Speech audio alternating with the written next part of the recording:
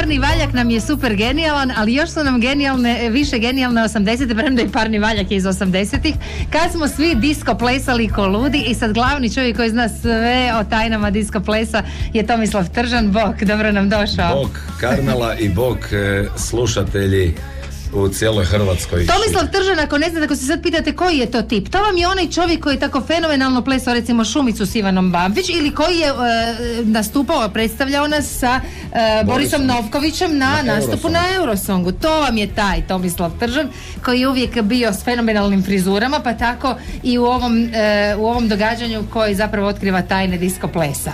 Tako je. Evo, ja pozdravljam sve slušatelje i htio bih samo reći da sam u ovoj emisiji završio zahvaljujući jer mi se nakupilo toliko materijala da moram nekom to ispričati. Pa pričaj, ja imam vas prijatelje sa drugog programa i eto, tu sam. Gle, malo smo te pogubili u neko vrijeme, vjerujem mnogi naši slušatelji, od tog doba koji sam spomenula Ivane Bambić i Borisa Novkovića do danas, ali ti si svo to vrijeme marljivo radio i ostao uz ples. Tako je.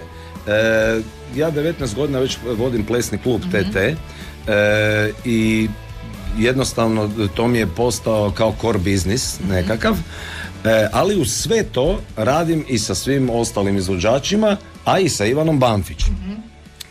U plesnom klubu TT smo osmislili jednu predstavu koja se zove Prava istina o disko plesu. Da. Sad, interesantno je kod te predstave jer je to interaktivni plesni stand-up. Pazi, to je jedna forma koju smo mi izmislili. Da, jer to zapravo ne postoji ovakav veliš interaktivni plesni stand-up. Tako, ja sam skužio vrlo rano da ne znam pjevat. Aha. Ali da znaš super plesat. Ali da znam plesat i da znam glumit. Aha. I da znam svašta nešto. I onda smo napravili kako bi mogli zabaviti ljude, da to njima bude drugačije, posebno interesantno. I onda sam ja ne potpisujem ja sam autorstvo, ima tu i Zoran Jurić, DJ Jura, koji je koautor predstave, ali moram se i pohvaliti da je ideja moja.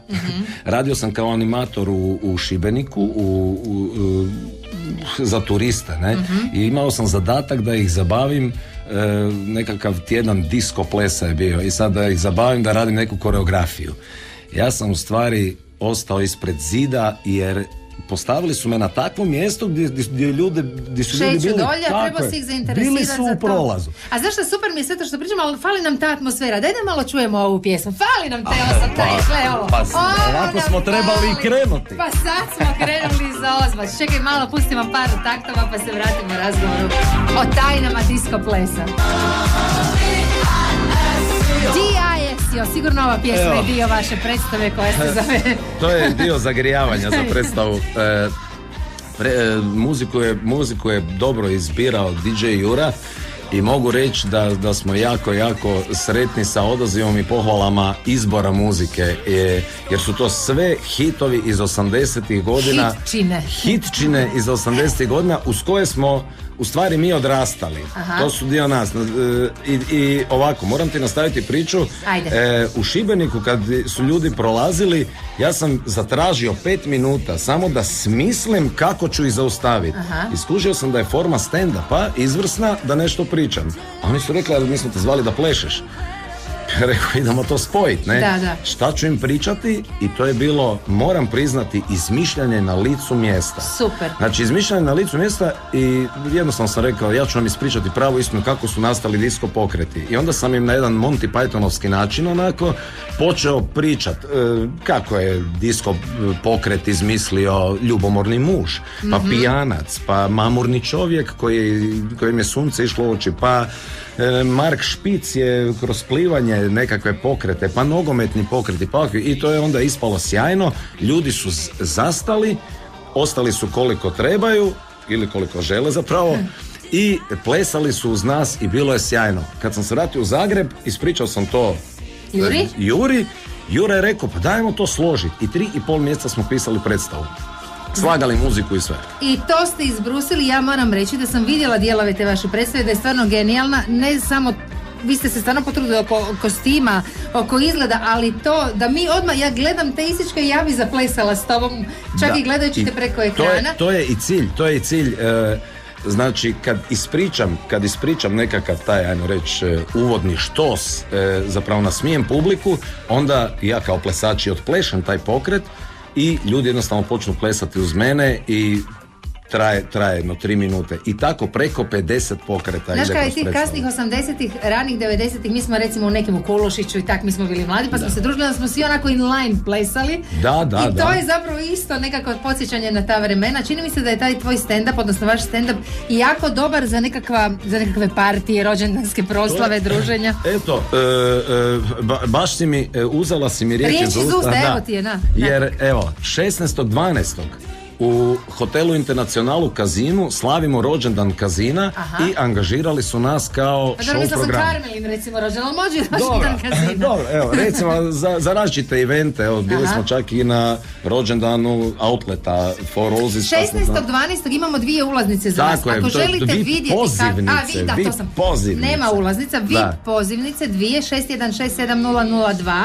Javite nam se, predbroj za Zagreb 01. 16.12. možete na licu mjesta i vi zaplesati disco ples i saznati kakve su to tajne, kako su nastali ti pokreti, ali to nije sve, jer ova suradnja s Ivanom Bamfić nije prestala.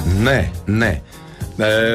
Ovako, s Ivanom Bamfić sam bio prekjučer. S Ivanom Bamfić sam bio na njenom rođendanu prije malo više od pola mjeseca.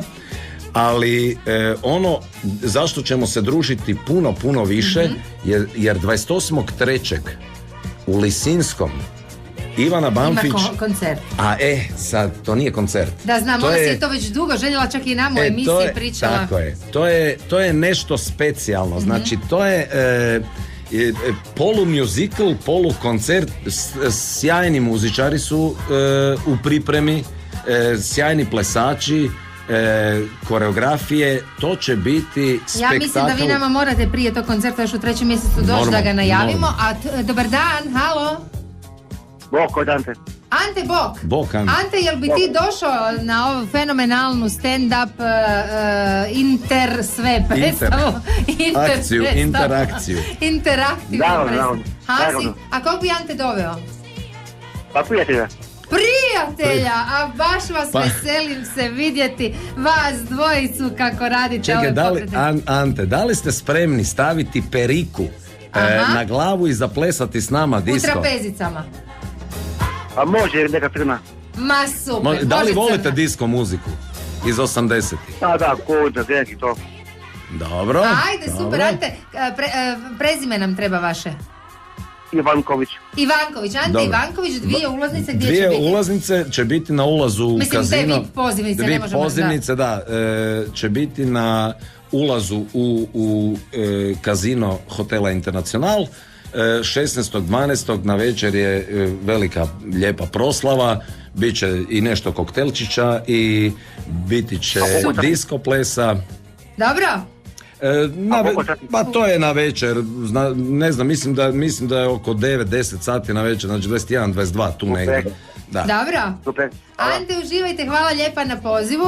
Svi koji nisu dobili ove pozivnice, nažalost, evo, možda nećete moći biti na ovom događanju, ali svakako pogledajte, postoji Facebook stranica, pa možete vidjeti gdje dečki nastupaju. Facebook stranica je Prava istina o disco plesu. Mi smo si frendovi na toj stranici.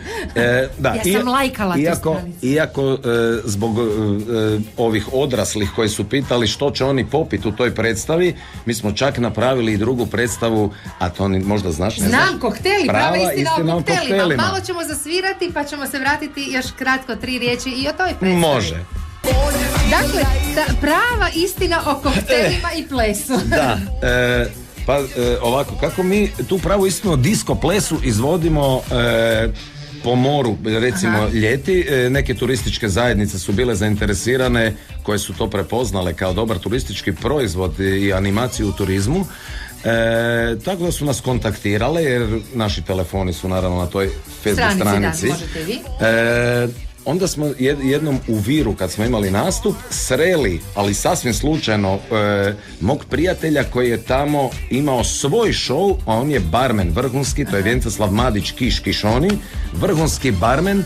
On je radio svoj show i onda smo došli na ideju, kako se znamo već 25 godina, da spojimo naša znanja, jer su se ljudi pitali što će oni popiti, i onda napravili smo predstavu koja se zove Prava istina o koktelima. I živo me zanima kako pokazujete, recimo, kako je nastao koktel Sex in the City. Sex on the Beach. Sex on the Ima beach. koreografija koju moraju ljudi otplesati s nama. Na mohitu moraju salsu naučiti. Ne, salsu moraju naučiti, jer isto je plesna. Ali se i dijele kokteli. Tako da ljudi vole više došla tu plesnu. Ne, šalim. Ali dobro, to mi se čini nekako isto ljetni džir onako. To je totalno ljetni džir. Zapravo mi pokrivamo 2 večeri, ista ekipa, jer moram se pohvaliti da u obje predstave plešu moje plesačice iz plesnog kluba TT, koje su krenule sa mnom, sad imaju već 20 godina, a imale su 9 godina kad su počele plesati kod mene, i ja sam im obećavao da će jednoga dana one u predstavama plesat, i one su gledale. Ovim putem pozdravljam Uršu, i Sandru i Mikelu, sve te cure koje kod mene plešu već godinama, i one su zbilja jedan uljepšavajući dio predstave, jer mi muški, mislim, mi plešemo fantastično, ali su one lijepe. Isto pleše fantastično. 16.12. Prava istina o disko plesu u Kazinu Hotela Internacional, a u 28.3. a bit će prilike da to najavimo još u našem programu, sasvim sigurno veliki, ne možemo to reći ni koncert. Ma to je spektakl koji nam priprema Ivana Banfić, a trusti se na njega već dugo i mi baš se veselimo. Ja treniram već godinu dana treniram za taj spektakl. Baš mi je to drago. Tomislav Tržan je bio danas s nama, hvala ti lijepa. Nemojte zaboraviti Facebook stranicu Prava istina o disko plesu, tamo možete vidjeti i kako to izgleda i sve kontakte. Imamo i YouTube kanal, ukoliko hoćete vidjeti sa premijere iz Katrana odvojeno. Još bih htio samo reći da ta predstava je fenomenalna, jer ju možemo kratiti prema željama naručitelja. Tako da je to je sjajno. I na izboru mi smo nastupali po 3 minute i sat i pol cjelovečerni program plus DJing i sve ostalo. Hvala ti lijepa što nas evo postižeš na ova lijepa vremena i što zapravo postojiš mjesto gdje možemo i mi zaplesati, onaj pravi disko ples. Pravi ovi u godinama. Da, mi u godinama. Pa ne damo se mi još. Hvala ti lijepa, Tomislav Tržan, Prava istina o disko plesu. Hvala tebi, Karmela, hvala Krupi, Robiju što me ugostio, i hvala vama slušatelji što ste trpili naše izlaganje o disko plesu. Nadam se da ćete doći pogledati neku od tih predstava u skorije vrijeme. Najave su na Facebook stranici Prava istina o disko plesu. Ja vas sve pozdravljam, ljubim, volim, ako ne prije, onda bar negdje po ljeti kad nas angažira. Ajmo sad Teddy Hula još čuti za kraj. Hvala ti, Bog.